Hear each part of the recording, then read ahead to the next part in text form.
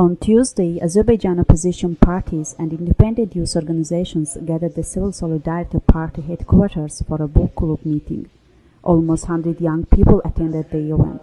Their discussion focused primarily on Stefan Zweig's autobiography, The World of Yesterday, which had been translated into Azerbaijan language by the writer Rasim Garaja. The chairman of the Azerbaijan Popular Front Party Youth Committee, Abulfaz Gurbanlı, presented the event as a significant step in youth education. He said that at present the majority of young Azerbaijanis are not interested in reading, a problem that's made worse by the lack of library services. Many have been closed, while others have been relocated out of town centers. Garaja discussed Zweig and his book and it is relevant to today's society. Then the young people joined the discussion, which touched upon the government's approach to publishing and reading and libraries. Many of them believe that reading as a leisure activity must be promoted in order to increase youth engagement and international awareness.